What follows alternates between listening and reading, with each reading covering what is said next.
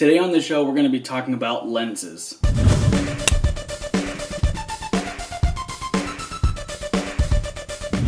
A common question I get all the time is, what is a lens? And it's very simple. A lens is what is used so that a camera can see the image that it's looking at. Basically, it's the eye of the camera. Now, there are two main components to a lens: the focus and the iris, also known as the aperture. So what is the focus? The focus is what helps you see what's clear and what's not. Now, of course, there's different techniques you can use using the focus ring.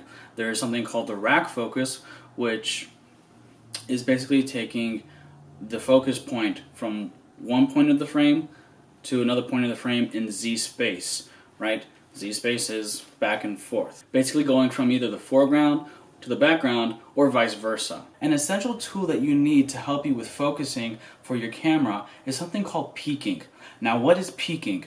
Basically, peaking is a tool to help you find that focusing point. Especially nowadays with cameras being really sensitive to the shallow depth of field, you need to have something that can assist you. And so that is what peaking does for you. It helps you find that focusing point. Usually you find it in red, white, or blue.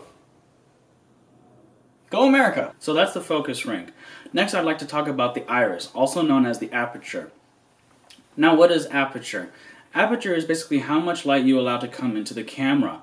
Now, of course, this part can be a little bit confusing, but basically, the bigger the aperture, the smaller the number value is. And the way that it's measured is by f-stop. So that's why you'll see sometimes f1.8, f2.4, f4, because that's how light is measured, by f-stops. So again, the way the aperture is determined is the bigger the opening, the smaller the number. And when you do that, that actually creates a nice effect of having a blurry background. So the more open you are, the more blur you have in your image. Now, of course, the smaller you go, the higher the value, and therefore the more darker the image gets, and as well as the shallow depth of field gets more and more sharp. In the video world or in the photography world, there are two different types of lenses: prime lens, zoom lens. Now, what is a prime lens? Basically, it's a lens that is only at a certain focal length. Basically, you cannot zoom with this. If it says 50 millimeter, that means it's going to be 50 millimeter no matter what. And even you can tell from the construction of the lens that it does not zoom, right? You'll just find a focus ring, and that's it. The zoom lens, on the other hand, has three parts. It has the focus ring, the iris, which controls the aperture, and the zooming function. On a zoom lens, you'll find two sets of numbers. One is the zoom range. For example, this lens that I'm using right now is made by Sigma, and it's 18 to 250 millimeters. So that's that whole range I can zoom with. I won't, of course, because you don't want to get this close to this face. The second set of numbers on there is actually a ratio. You always find one, semicolon, and then another number.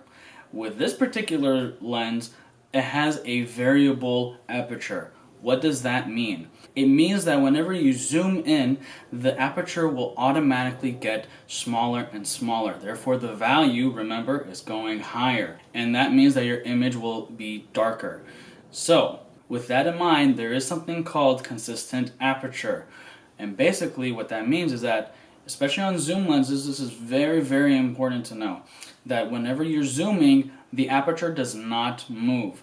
That's why you find whenever you're shopping for different lenses that you find them a little bit more pricier because of the technology to make sure that the aperture does not close as you're zooming in with that lens. It makes sure that it's always open and stays open at that f-stop that you kept it at.